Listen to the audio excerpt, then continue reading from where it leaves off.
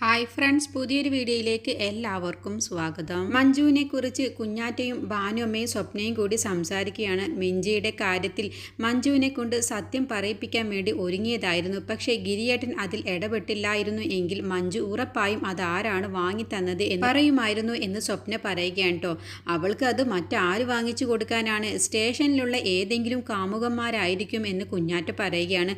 അതൊക്കെ കേൾക്കുമ്പോൾ ഭാനുമ്മക്ക് ഇങ്ങനെ ദേഷ്യം വരികയാണ് കേട്ടോ. എന്നിട്ട് മഞ്ജുവിനെ കുറിച്ച് പറയുകയാണ്, അവൾക്ക് അങ്ങനെ കാമുകനുണ്ടെങ്കിൽ എൻ്റെ മകനെ എന്തിനാണ് അവൾ ഇങ്ങനെ ബുദ്ധിമുട്ടിക്കുന്നത്? അവൻ്റെ കൂടെ അങ്ങ് പോയാൽ പോരെ എന്ന് ചോദിക്കാൻ കേട്ടോ. അപ്പോൾ കുഞ്ഞാറ്റ പറയുകയാണ്, അവളെ പിടിക്കപ്പെടുന്നവരെ ഗിരിയുടെ കൂടെ തന്നെ ജീവിക്കാമെന്ന് കരുതിയിട്ടുണ്ടാവും, അതായിരിക്കും അവൾ ഇപ്പോൾ പോവാത്തത് എന്ന് പറയുകയാണ്.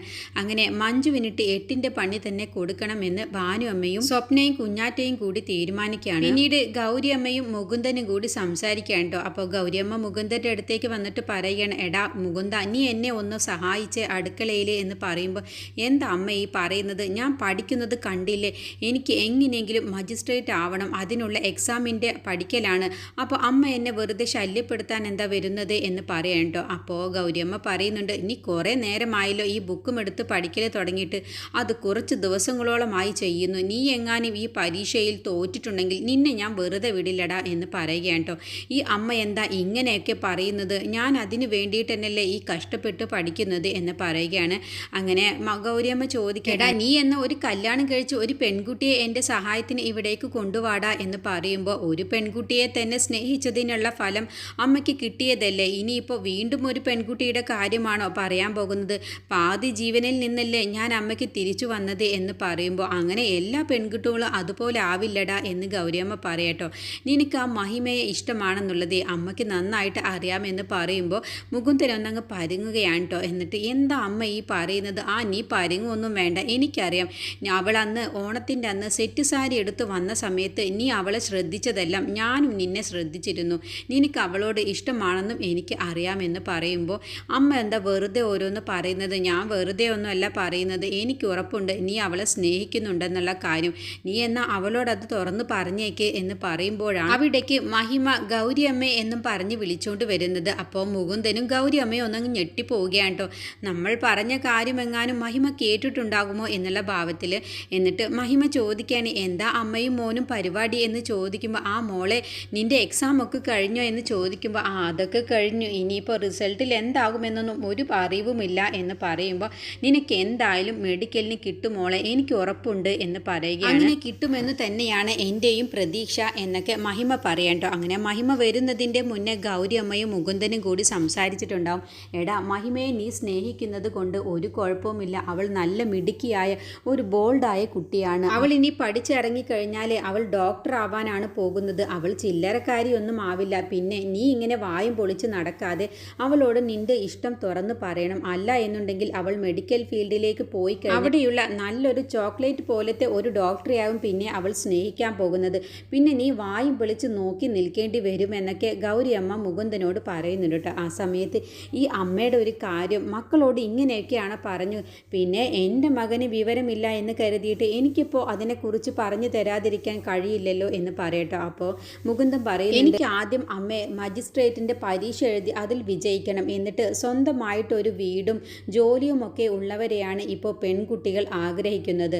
സ്വപ്ന തന്നെ എന്നെ വിട്ടെറിഞ്ഞു പോവാൻ കാരണം എന്താണെന്നുള്ളത് അമ്മയ്ക്ക് അറിയാമല്ലോ. അവൾ ചെയ്തതിൽ ഒരു തെറ്റുമില്ല, ഞാനാണ് തെറ്റ്. അതുകൊണ്ടാണ് അവൾ എന്നെ ഇട്ടെറിഞ്ഞു പോവാൻ തന്നെ കാരണം. അതുകൊണ്ട് ഇനി ഒരു പെൺകുട്ടിയും എന്നോട് അങ്ങനെ ചെയ്യാൻ പാടില്ല.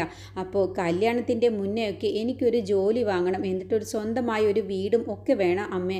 എന്നതിൻ്റെ ശേഷം മാത്രമാണ് ഇനി ഞാൻ കല്യാണത്തിനെ കുറിച്ചൊക്കെ ആലോചിക്കുകയുള്ളൂ എന്ന് പറയുമ്പോൾ, നീ ചിന്തിക്കുന്നതൊക്കെ ശരി തന്നെയാണ്, പക്ഷേ നിൻ്റെ ഇഷ്ടം മനസ്സിൽ വെച്ച് നടന്നിട്ടുണ്ടെങ്കിൽ മഹിമയെ വേറെ ആൺപിള്ളേർ കൊണ്ടുപോകും, അതുകൂടി നീ ഓർത്തു വെച്ചോ എന്ന് പറയുകയാണ്. അപ്പോഴാണ് കേട്ടോ മഹിമ അവിടേക്ക് വരുന്നത്. അങ്ങനെ മഹിമയോട് പറയുന്നുണ്ട്, മോൾ ഏതായാലും ഇപ്പോൾ ഇവിടേക്ക് വന്നതല്ലേ, അമ്മയെ ഒന്ന് സഹായിച്ചേക്ക് എന്ന് പറഞ്ഞിട്ട് മഹിമയെ നേരെ കിച്ചണിലേക്ക് കൊണ്ടുപോവുകയാണ് കേട്ടോ. അങ്ങനെ മുകുന്ദനോട് പറയുന്നുണ്ട്, ഞാൻ ഇപ്പം ശരിയാക്കി തരാം, ഇന്ന് തന്നെ മഹിമയെ നിനക്ക് ഇഷ്ടമാണെന്നുള്ള കാര്യം ഞാൻ അവളോട് പറയാൻ പോവുകയാണെന്ന് പറഞ്ഞിട്ടാണ് കേട്ടോ ഗൗരിയമ്മ കിച്ചണിലേക്ക് പോകുന്നത്. അപ്പോൾ മുകുന്ദൻ മനസ്സിൽ ചിന്തിക്കുന്നുണ്ട്, ഇന്നത്തോടു കൂടി ഈ തള്ളയെല്ലാം കുളമാക്കുമോ, എന്താവും ഇനി പറയാൻ പോകുന്നത് എന്നൊക്കെ ഇങ്ങനെ മനസ്സിൽ പറയുകയാണ്. എന്നിട്ട് ഗൗരിയമ്മയും മഹിമയും കൂടി കിച്ചണിലേക്ക് പോയി കഴിഞ്ഞ ശേഷം മുകുന്ദൻ അവിടെ അവിടെ ഒളിച്ചു നിൽക്കുകയാണ് കേട്ടോ. എന്താണ് അമ്മയും മഹിമയും കൂടി പറയുന്നത് എന്ന് കേൾക്കാൻ വേണ്ടിയിട്ട് അങ്ങനെ മഹിമയോട് സംസാരിക്കുകയാണ് ഗൗരിയമ്മ. മോളെ, നിൻ്റെ പ്ലാൻ എന്താണ്? എനിക്ക് കല്യാണമൊക്കെ കഴിക്കണ്ടേ എന്ന് പറയുമ്പോൾ എന്താ ഗൗരിയമ്മ പറയുന്നത്? എനിക്ക് അതിനുള്ള പ്രായമൊന്നും ആയിട്ടില്ല, 18 വയസ്സാണ് ആകെ ആയിട്ടുള്ളൂ എന്ന് പറയുമ്പോൾ അതൊക്കെ ശരി തന്നെയാണ്. പക്ഷേ നീ കല്യാണം കഴിച്ചു എന്ന് കരുതിയിട്ട് തെറ്റൊന്നുമില്ല എന്ന് പറയുമ്പോൾ എനിക്കിപ്പോൾ അതിലൊന്നുമല്ല അപ്പോൾ പ്രാധാന്യമുള്ളത്. എനിക്കിപ്പോൾ പഠിക്കണം, എങ്ങനെയും പഠിച്ച് ഒരു സ്വന്തം കാലിൽ നിൽക്കണം. അതാണ് ഇപ്പോൾ എൻ്റെ ലക്ഷ്യം. അത് വക്കീലിനോട് സംസാരിച്ച ശേഷമാണ് എനിക്ക് ആ ഒരു ചിന്ത തന്നെ വന്നത്. വക്കീലുമായിട്ട് ഒരു ദിവസം ഞാൻ സംസാരിച്ച സമയത്ത് വക്കീലാണ് എന്നെ ഉപദേശിച്ചത്. അതുവരെ എനിക്ക് ജീവിതത്തെക്കുറിച്ച് വലിയൊരു ബോധമൊന്നും ഉണ്ടായിരുന്നില്ല. പക്ഷേ വക്കീൽ പറഞ്ഞ വാക്കുകളാണ് എന്നെ മാറ്റിമറിച്ചത്. വക്കീൽ പറയുന്നതിൽ കാര്യമുണ്ട് എന്നൊക്കെ ഇങ്ങനെ പറയാൻ കേട്ടോ. അപ്പോൾ മുകുന്ദൻ ഇങ്ങനെ ഒളിഞ്ഞു നിന്ന് കേൾക്കുന്ന മുകുന്ദൻ, എനിക്ക് പാര ഞാൻ തന്നെയാണ്, അല്ലെങ്കിൽ അന്ന് എനിക്ക് മഹിമയോട് ഇതിനെക്കുറിച്ചൊന്നും പറയേണ്ടായിരുന്നു എന്ന് പറയട്ടോ. വക്കീലാണ് എന്നോട് പറഞ്ഞത്, വെറുതെ പ്രേമവും കണ്ണി കണ്ടതിലൊന്നും പെടാതെ ആദ്യം ജീവിതം ഒരു കരക്കടിപ്പിക്കാൻ വേണ്ടി നോക്കി എന്നൊക്കെ പറഞ്ഞ് ഉപദേശം തന്നത് എനിക്ക് വക്കീലാണ് എന്ന് പറയുകയാണ്. അപ്പോൾ അത് കേൾക്കുമ്പോൾ ഗൗരിയമ്മ അങ്ങനെ ചിന്തിക്കുന്നുണ്ട് കേട്ടോ. ഇവന് എല്ലായിടത്തും മണ്ടത്തരം മാത്രമാണ് കാണിക്കുക. അവൻ്റെ ഉപദേശം കൊണ്ട് മാത്രമാണ് മഹിമയ്ക്ക് ഇപ്പോൾ പ്രേമത്തിനോടൊന്നും ഒരു താല്പര്യവും ഇല്ലാത്തത് എന്നൊക്കെ ഗൗരിയമ്മയും മനസ്സിൽ ചിന്തിക്കുന്നുണ്ട്. അങ്ങനെ ഗൗരിയമ്മയോട് പറയുന്നുണ്ട്, വിവാഹത്തെക്കുറിച്ച് ഇപ്പോൾ എനിക്ക് കേൾക്കുന്നത് പോലും താല്പര്യമില്ലാത്തത് എൻ്റെ ചേച്ചി തന്നെയാണ്. എൻ്റെ ചേച്ചിയുടെ ജീവിതം കണ്ടില്ലേ ഗിരിയേട്ടൻ? എൻ്റെ ചേച്ചിയെ ഒരു തരത്തിലും സഹായിക്കുന്നില്ല. പിന്നെ എന്തിനാണ് ഇങ്ങനെയൊക്കെ കല്യാണം കഴിച്ച് ജീവിക്കുന്നത്? കല്യാണം കഴിഞ്ഞാൽ ഭർത്താക്കന്മാരൊക്കെ സഹായിക്കും, ഭാര്യമാർക്ക് ഒരു താങ്ങും തണലായിട്ട് നിൽക്കുകയുമില്ല. പിന്നെ എന്തിനാണ് ഒരു വിവാഹ ജീവിതം എന്നൊക്കെ പറയാൻ കേട്ടോ.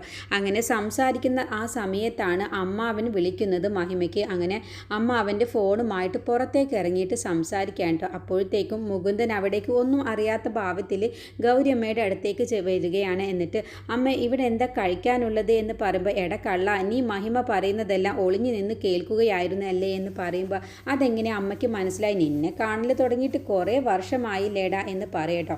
എല്ലാം നീ തന്നെയാണ് ഇതിനൊക്കെ കാരണം. നീ എന്തിനാണ് അവളെ വെറുതെ ഉപദേശിക്കാൻ പോയത് എന്ന് പറയുമ്പോൾ മുകുന്ദൻ നിരാശയോടുകൂടി പറയുകയാണ്, ഞാൻ ഇതുവരെ ഉപദേശിച്ചിട്ടും ഒരാൾ പോലും ഇതുവരെ നന്നായിട്ടില്ല.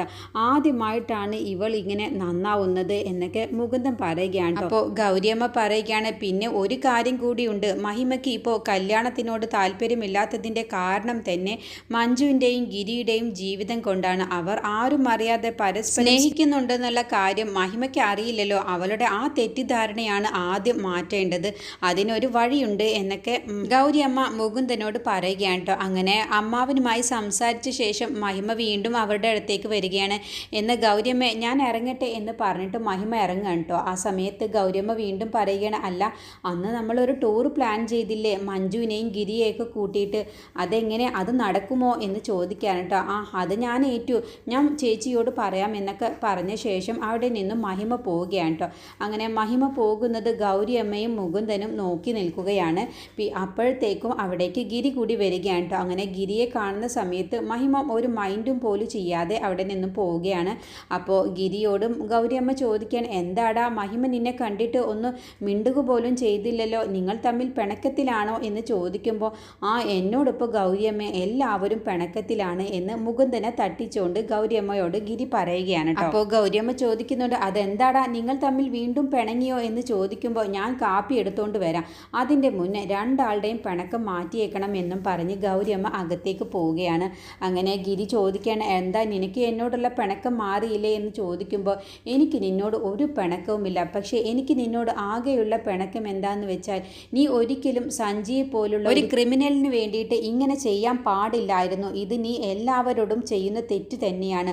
അവൻ ഇനിയും പലതരത്തിലുള്ള തെറ്റുകൾ ചെയ്താൽ നീ അവനെ രക്ഷിക്കാൻ വേണ്ടി ഗോപാൽജിയോടുള്ള കടപ്പാട് കൊണ്ട് നീ അവനെ രക്ഷിക്കും. അത് അവനൊരു താങ്ങായി കാണുകയും ചെയ്യും. അതാണ് നീ ചെയ്യുന്ന തെറ്റ്. അതിൽ മാത്രമാണ് എനിക്ക് പിണക്കമുള്ളൂ. അല്ലാതെ ഇത്രയും നല്ല ഒരു സുഹൃത്തിൻ്റെ സൗഹൃദം വേണ്ടാന്ന് വെക്കാൻ എനിക്ക് താല്പര്യമൊന്നുമില്ല എന്ന് പറയണ്ട. അപ്പോൾ ഗിരി പറയുന്നുണ്ട്, അതിന് ഞാൻ സഞ്ജയെ പോയി കണ്ടിരുന്നു, അവന് എൻ്റെ കയ്യിൽ നിന്നും കണക്കിന് കിട്ടിയിട്ടുണ്ട് എന്ന് പറയുമ്പോൾ, അതിലൊന്നും ഒരു കാര്യവുമില്ല ഗിരി എന്ന് പറയുമ്പോൾ, ഇല്ല അവൻ ഇനി ഒരിക്കലും ഒരു തെറ്റും ചെയ്യില്ല എന്ന് പറയുമ്പോൾ, അതൊക്കെ നിൻ്റെ വെറും വിശ്വാസമാണ്. അവൻ വീണ്ടും ഇനി ഇതേപോലുള്ള തെറ്റുകൾ ചെയ്യുകയും ചെയ്യും. പിന്നീട് നീ അവനെ പോയി 2 അടിയും കൊടുക്കും. വീണ്ടും അവൻ ചെയ്ത തെറ്റുകളെല്ലാം നീ ഏറ്റെടുക്കുകയും ചെയ്യും. അത് അതുപോലെ അവൻ എല്ലാ കാര്യങ്ങളും ചെയ്യും. ഇനി അവൻ ആരെങ്കിലും കൊന്നിട്ട് വന്നാലും ഇതേപോലെ തന്നെ ഗോപാൽജിയോടുള്ള കടപ്പാട് കൊണ്ട് നീ ആ കുറ്റം ഏറ്റെടുക്കില്ലേ എന്നങ്ങ് ചോദിക്കാൻ കേട്ടോ. അങ്ങനെ ഗിരിക്ക് മനസ്സിലാവുകയാണ് ഞാൻ ചെയ്തത് വലിയൊരു തെറ്റ് തന്നെയാണ് എന്നുള്ള കാര്യം. അങ്ങനെ ഗിരി പറയുകയാണ് മുകുന്ദനോട്, ഇനി എൻ്റെ ഭാഗത്ത് നിന്ന് ഇങ്ങനെ ഒരു തെറ്റ് ആവർത്തിക്കില്ല. ഇനി സഞ്ജയ് എന്ത് തെറ്റ് ചെയ്താലും ഞാൻ ആ കുറ്റം ഏറ്റെടുക്കില്ല. സഞ്ജയെ ഞാൻ നിയമത്തിന് തന്നെ വിട്ടുകൊടുക്കുമെന്നൊക്കെ മുകുന്ദനും ഗിരി വാക്ക് കൊടുക്കുകയാണ്. അപ്പോഴത്തേക്കും ഗൗരിയമ്മ വരികയാണ് കേട്ടോ.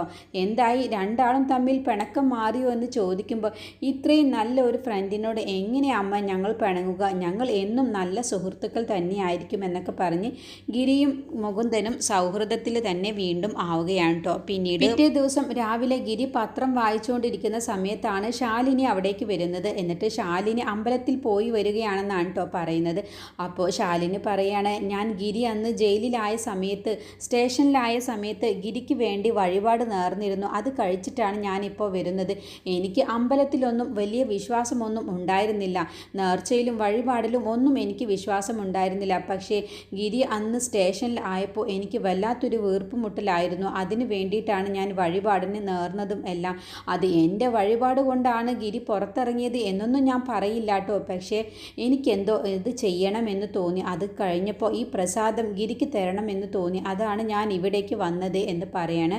അപ്പോഴത്തേക്കും അവിടേക്ക് മഞ്ജു വരികയാണ് കേട്ടോ. അപ്പോൾ മഞ്ജുവിന് ശാലിനിയുടെ ആ വരവ് കാണുമ്പോൾ തന്നെ പന്തികേടാണെന്നുള്ള കാര്യം മഞ്ജുവിന് മനസ്സിലാവുന്നുണ്ട്.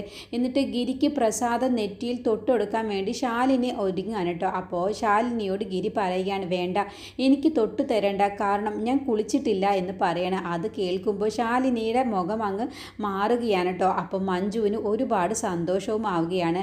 എന്നിട്ട് മഞ്ജു പറയാണ്, നിങ്ങൾ രണ്ടുപേരും സംസാരിച്ചിരിക്കും, ഞാൻ നിങ്ങൾക്ക് ചായ എടുക്കാമെന്ന് പറയട്ടോ. അപ്പോൾ ഗിരി പറയുന്നുണ്ട്, ശാലിനിയുടെ കയ്യിലുള്ള ആ പ്രസാദം വാങ്ങിയേക്ക് മഞ്ജു, എന്നിട്ട് നമ്മുടെ പൂജാമുറിയിൽ പോയി കൊണ്ടുവച്ചേക്ക്, ഞാൻ കുളി കഴിഞ്ഞ ശേഷം അതിൽ നിന്ന് എടുത്ത് തൊട്ടോളാം എന്ന് പറയാണ്. അങ്ങനെ മഞ്ജു ആ പ്രസാദവും വാങ്ങിയിട്ട് നേരെ പൂജാമുറിയുടെ അവിടെ പോയി വെക്കുകയാണ് കേട്ടോ. പിന്നീട് ശാലിനിക്കുള്ള ചായ ഉണ്ടാക്കിക്കൊണ്ടിരിക്കുകയാണ്. ആ സമയത്ത് ഗിരിയോടും ശാലിനി പറയാണ്, ഞാൻ മഞ്ജുവിൻ്റെ അടുത്ത് പോയി സംസാരിക്കട്ടെ, അവളിപ്പോൾ കിച്ചണിൽ എന്തെങ്കിലും പണിയെടുക്കുകയായി, ഞാൻ അവളെ ഒന്ന് സഹായിക്കട്ടെ എന്ന് പറയാം. അങ്ങനെ ശാലിനി അവിടെ നിന്നും മഞ്ജുവിൻ്റെ അടുത്തേക്ക് ചെല്ലുകയാണ്. എന്നിട്ട് മഞ്ജുവിനോട് പറയണേ, ഞാൻ നിന്നോട് ഒരുപാട് ദ്രോഹങ്ങളൊക്കെ ചെയ്തിട്ടുണ്ട് മഞ്ജു, അതൊക്കെ നീ മനസ്സിൽ വെച്ചേക്കരുത്, ഇനി നമുക്ക് നല്ല ഫ്രണ്ട്സുകളാവാം എന്നും പറഞ്ഞ് കൈ കൊടുക്കുകയാണ് കേട്ടോ മഞ്ജുവിന്.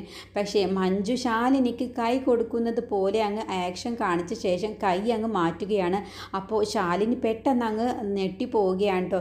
ഇവളെന്താ എനിക്ക് കൈ തരാതിരുന്നത് എന്നുള്ള ഭാവത്തിൽ കേട്ടോ. എന്നിട്ട് മഞ്ജു പറയുകയാണ്, നിൻ്റെ അഭിനയമൊന്നും എൻ്റെ മുന്നിൽ വേണ്ട ശാലിനി, നീ എന്താണ് മനസ്സിൽ ഉദ്ദേശിക്കുന്നത് എന്നുള്ളതും നീ എന്തിനാണ് ഇങ്ങനെയൊക്കെ ചെയ്യുന്നത് എന്നുള്ള കാര്യമൊക്കെ എനിക്ക് വ്യക്തമായിട്ട് തന്നെ മനസ്സിലായിട്ടുണ്ട്.